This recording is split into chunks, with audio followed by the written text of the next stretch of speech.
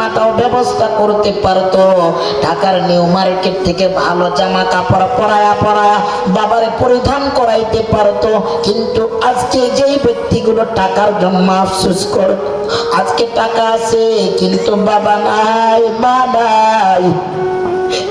এককালে আপনারে আমারে কষ্ট কইরা মানুষ করেছে, আহারে বাবা দামি কাপড় পরে নাই, এই শীতকালে দামি দামি জাম্পার সোয়েটার পরে নাই, কম দামি একটা চাদর কিনা, একটা লুঙ্গি কিনা জীবন যাপন করেছে।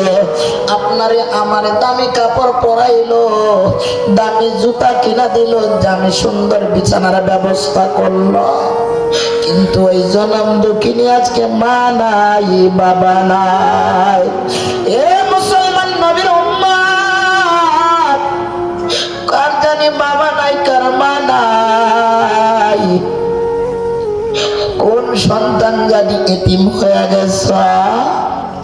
এ যুবক, ওই মায়ের জন্য, ওই বাবার জন্য আজকে একটু খেদমত করবো রে বাজার।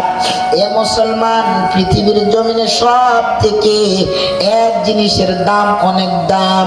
এ মুসলমান, সেই জিনিসটার দাম কি জানেন না?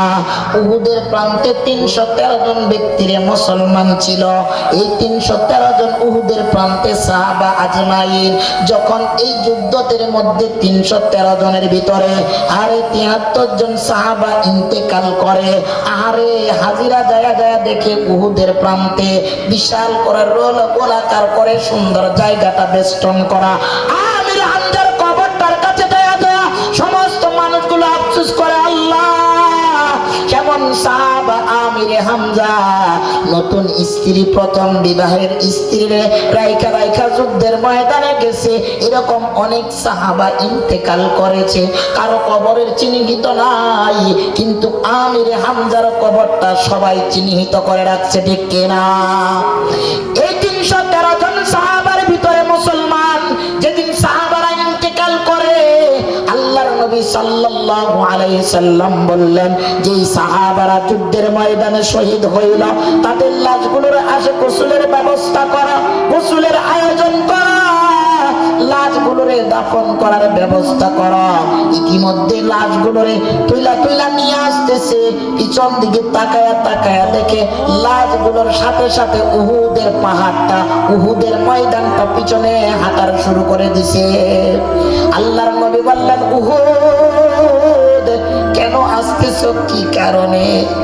উহুদের জবান আল্লাহ কইলা দিছে। আল্লাহর নবীকে বলে, ইয়া রাসূলুল্লাহ, ইয়া হাবিবাল্লাহ, মায়ের কোলে সন্তান মারা গেছে, বাপের কান্দে সন্তান মারা গেছে, এই মৃত সন্তানগুলোকে নিতে পারবেন না, আমার বুকে রেখে যেতে হবে। উহুদের প্রান্তে সাহাবাগুলো ইন্তেকাল করেছে, শহীদ হয়েছে, আপনি উহুদের প্রান্তে তাদেরকে দাফন করবেন, গোসল করবেন, জানাজা দিবেন, এদেরকে এই জায়গায় কবর দিবেন, আমার উহুদের প্রান্তে একজন সাহাবার লাশ আমি নিতে দিব না। আহারে মুসলমান, উহুদের প্রান্তে যে সাহাবাদের এত দাম, এত কদর, এরকম 3টা আল্লাহর জিহাদা যুবক আমি দেখতে চাই। আল্লাহর গোলাম, আল্লাহর বান্দা দেখতে চাই। ওগো আল্লাহর বান্দারা, আল্লাহর গোলাম নবীর উম্মত গুলো, আজকে হাতগুলো তাকায়া দেখাবো, 3টা মানুষ আমি নিব, বেশি না মুসলমান, 3টা ব্যক্তি, আল্লাহর গোলাম, আল্লাহর বান্দা।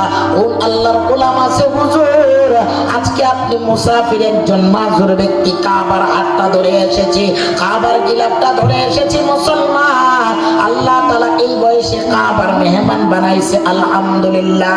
আহারে মুসলমান, এই কাবা ঘরটার একজন মুসাফির আইসা আপনার সামনে দাঁড়াইছে, ও আল্লাহর বান্দা, 3জন আল্লাহর গোলাম, আল্লাহর বান্দা দেখব, 10টা করে 30টা হাজার টাকা কোন আল্লাহর বান্দা, 3জন ব্যক্তি, 3টা মানুষ, 3টা আল্লাহর গোলাম আমি নিব, তার বেশি নিব না।